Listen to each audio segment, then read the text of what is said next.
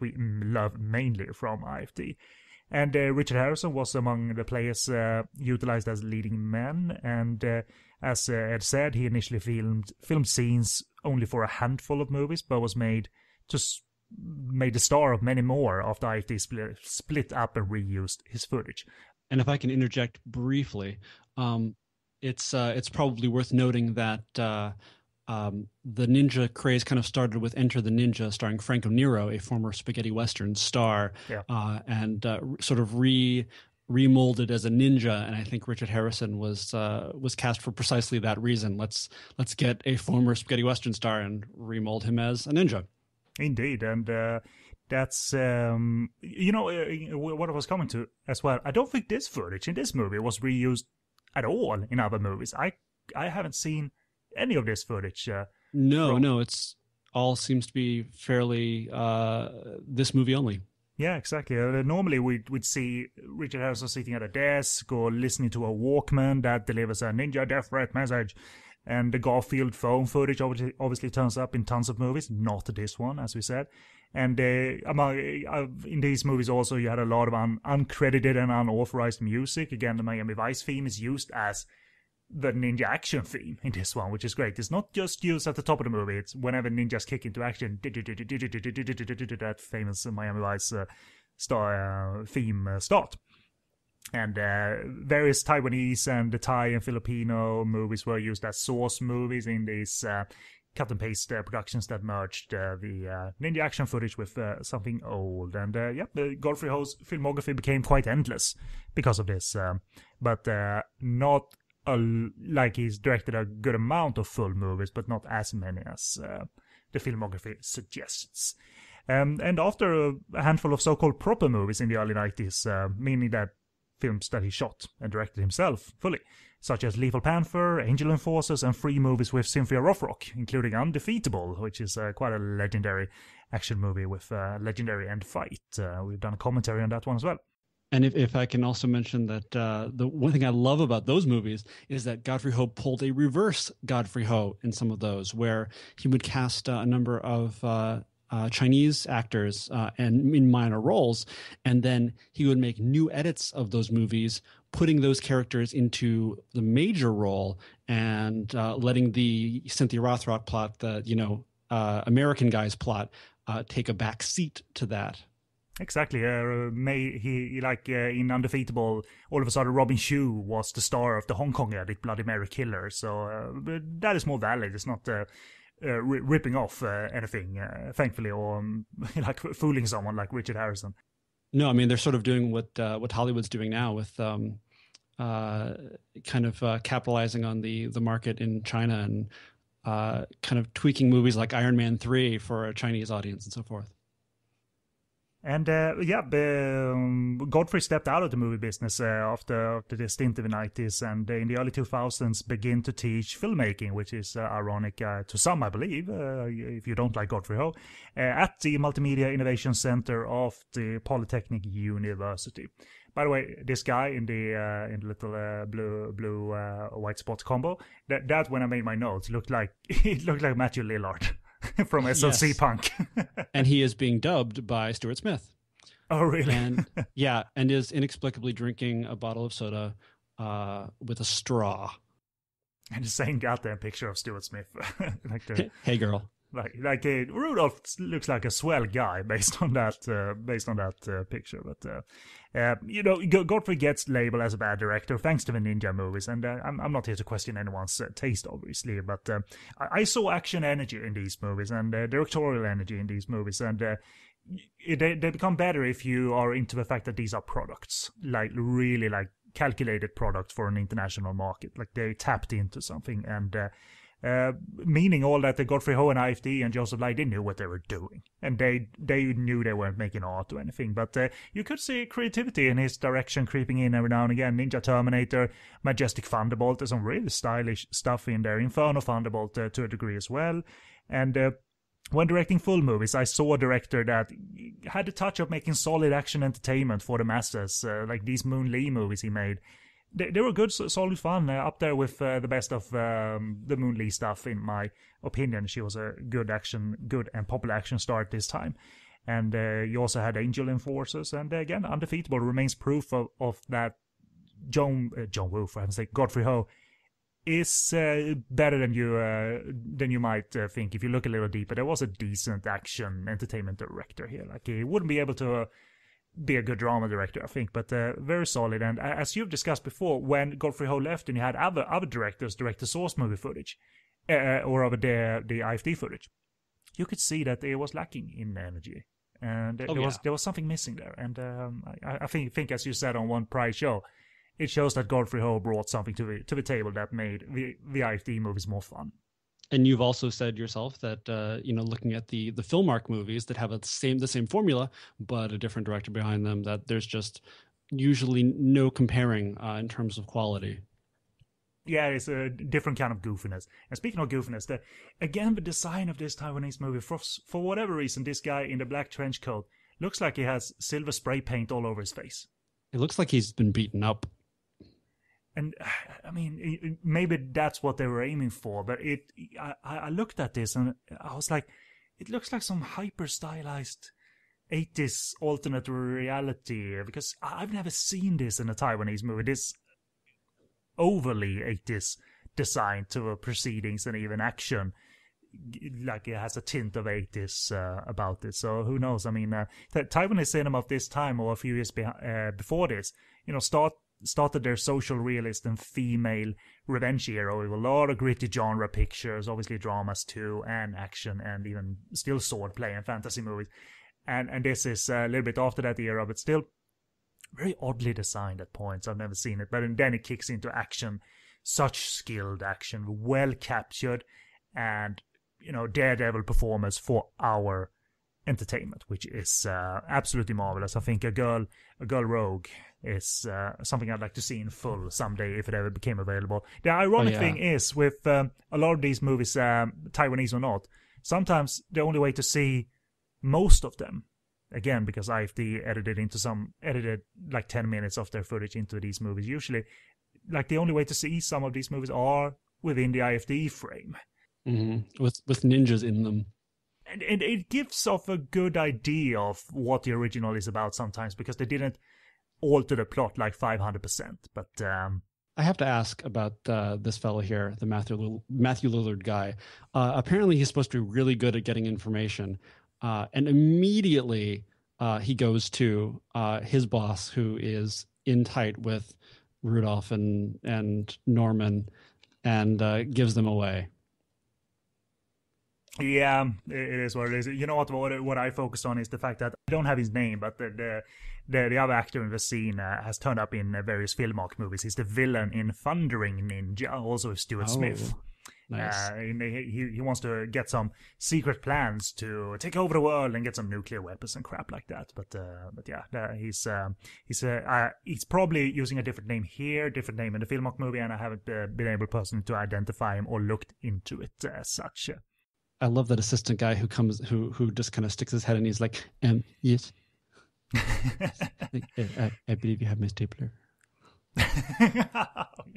Yeah, well, like Mike Judge stole from Ninja Operation Night and Warrior, clearly. Yes, of course, clearly.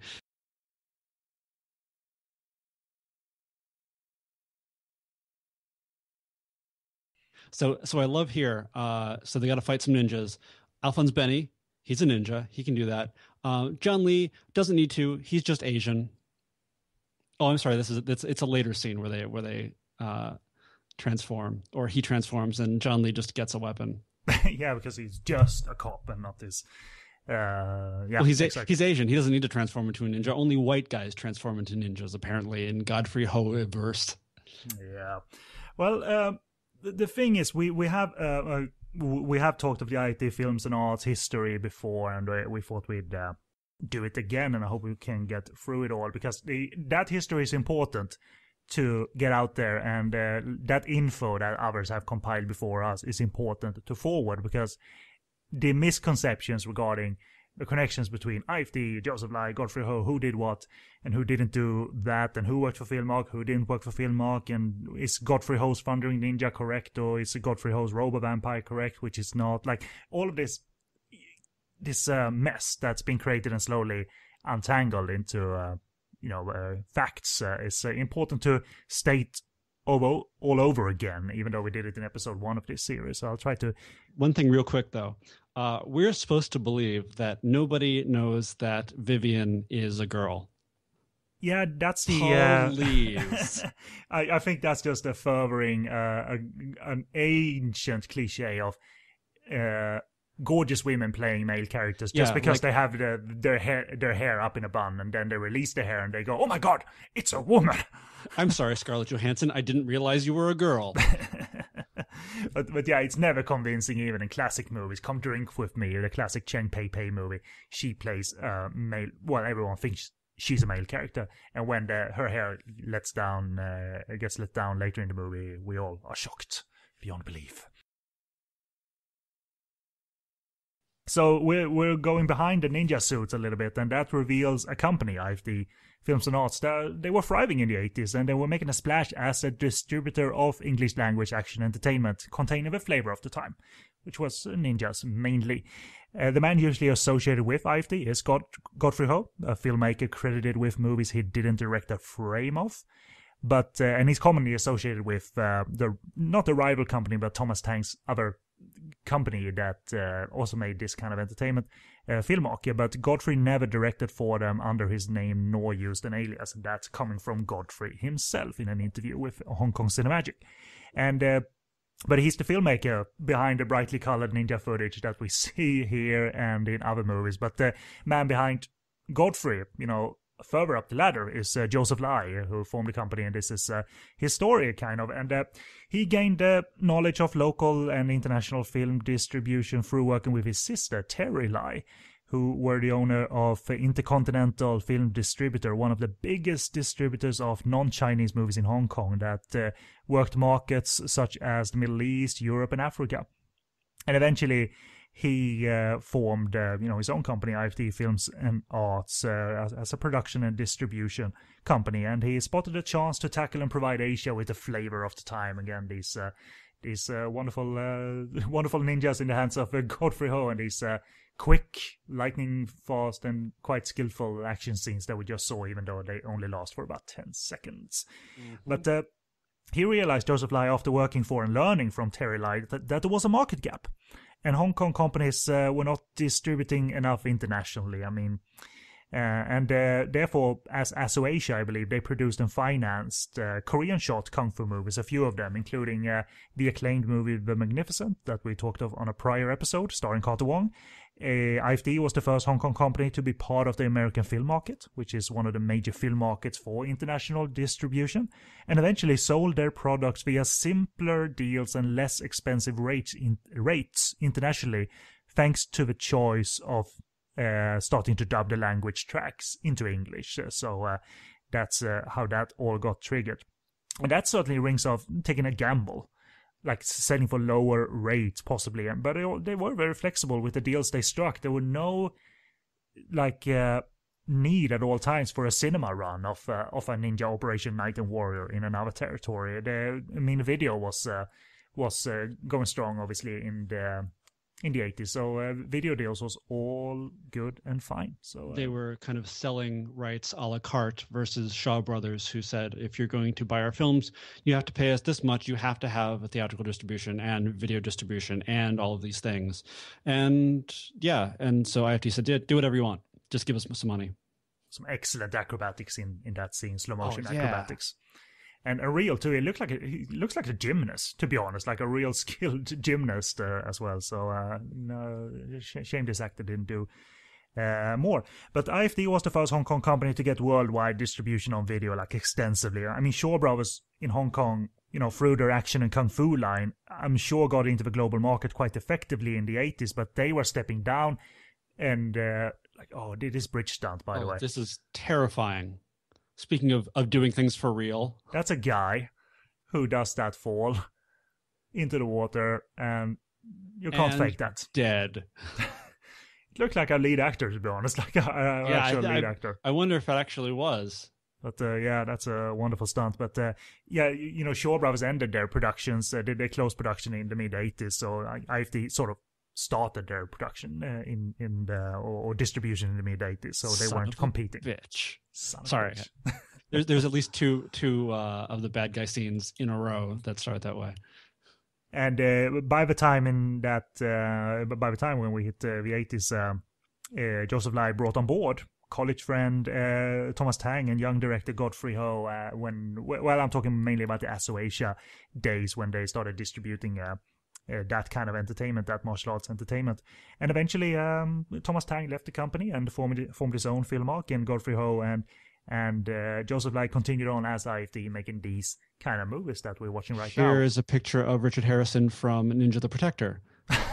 Oh wow, that fits the time. That fits the timeline. So that's quite wonderful. And that's a picture from earlier in the movie of John Chung and Alphonse Penny. So right on. Let's clear up some rumors about again Thomas Tang and Godfrey Ho. They were different persons. Godfrey Ho never worked at Filmark, despite those wacky ninja pictures seemingly being similar. They are a different kind of wacky. And that is confirmed by the man himself. And 2015 is a great year for a continual stream of cleaned up information, and not just from us primarily, but it's very important to repeat this all over again.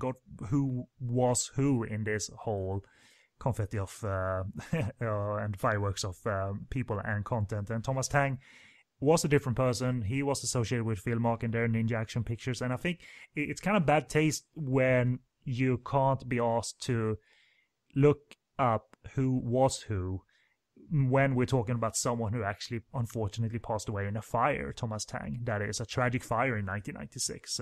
But at the same time, I don't blame anyone for carrying on this misinformation because it's so widespread and available. Like if you go to IMDb, you're fucked, because that's there's the virus of the misinformation. Look up Thundering Ninja, there's Godfrey Ho. Look up Robo Vampire, there's Godfrey Ho. And those were Filmark movies that he wasn't involved in. But yeah, we have so much more first-hand accounts of the IFD and Filmark years, as you alluded to in the Stuart Smith bio and Richard Harrison and all of that.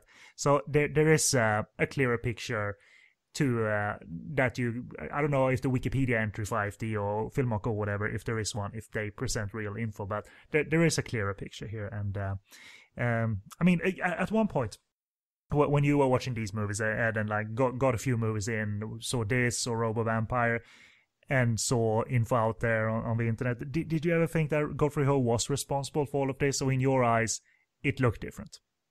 I'm sorry, I couldn't pay attention during all of the extremely unsexy sex. That's why I was talking off boring stuff. Yeah. For a while, I think I kind of conflated them because I didn't know any better, and all of the most available information, IMDb and so forth, seemed to say the same thing, that they were the same guy. But I started to kind of slowly piece together the feel and style, and started reading more about it. A lot of information. When I discovered the Golden Ninja Warrior Chronicles, that was an enormously helpful source of information. So I think pretty quickly I kind of got a handle on it, but not right away. How about yourself? Because I saw like Ninja Terminator so long ago and didn't really like it, and then I think when I reignited my fandom ignited my fandom for the first time, I had heard enough, I suppose, where I knew what the dealio was when I rewatched, for instance, Ninja Terminators. I think I just had a minor dip and didn't think too much about it, and after all those years, there was some more clear information available to me.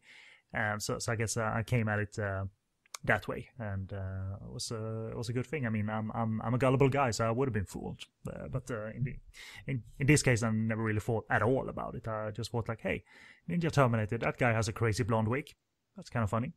Mm-hmm. And that was the extent of it. So, but yeah, at the 50-minute mark, I made a note, and I thought to myself like, is there like 10 minutes of Source movie so far after 50 minutes? And I think that's I mean, there's more of it in the second half, obviously, but I think that's so wonderful that he doesn't need to rely on it. But we get the good stuff from the Taiwanese movie, including this playground fight, which was IFD's territory. Obviously, they set fight scenes at a playground, but they were not as exceptionally acrobatic as this. Not at all. But I just enjoy the fact that, wow, they made so much of their own footage. My God, they were so close at making a full movie. That would have been awesome. But thankfully, we get awesome footage.